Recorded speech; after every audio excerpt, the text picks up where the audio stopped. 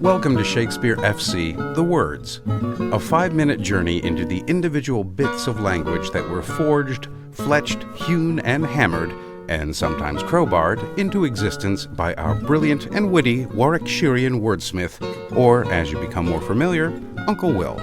I'm your host, Kari Marshall. Hello? Hello? Testing? Can you hear me? Testing. Can you hear me? Can you... Yes, I can hear you, Clem Fandango. All right, just checking. Rude.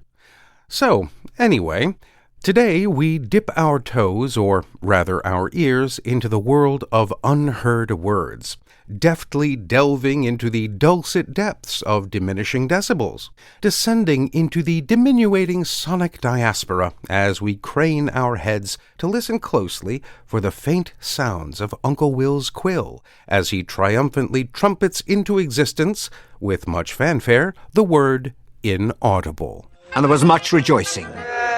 Now, the word audible had been pinging around with cacophonous commonality since around the 1520s, a good 80 years before Uncle Will would pen his tale of relentless pursuits, dubious consent, where happily ever after is more aptly described as begrudgingly ever after. As William penned his All's Well That Ends Well, he would have been aware of audible coming from the French audire, via the Latin audire, meaning to hear, with the root au, meaning to perceive.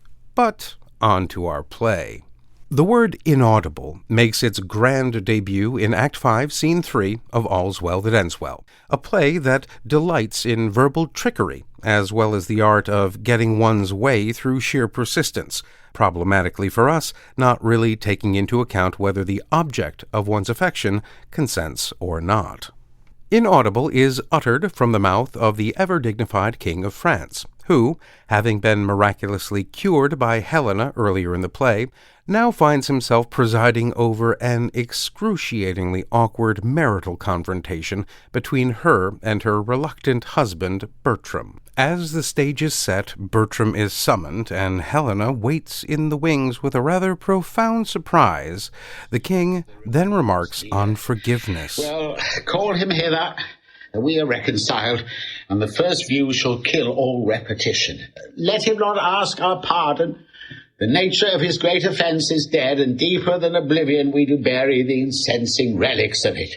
Let him approach a stranger, no offender, and inform him so 'tis our will he should. I shall, my liege. And then, to set the stage for Helena's grand entrance and our word, the king continues. Let's take the instant by the forward top, for we are old, and on our quickest decrees the inaudible and noiseless foot of time steals ere we can effect them. Uncle Will is remarking on time's ability to slip by unnoticed, likening it to an unseen, unheard force that moves past us before we realize its effects. Unlike poor Bertram, inaudible has stood the test of time, proving that while some words are meant to go unheard, this one, paradoxically, has been impossible to ignore. And on a bonus note, as we are talking about inaudibility, the way that we measure that, the decibel, was named in honor of Alexander Graham Bell in 1924.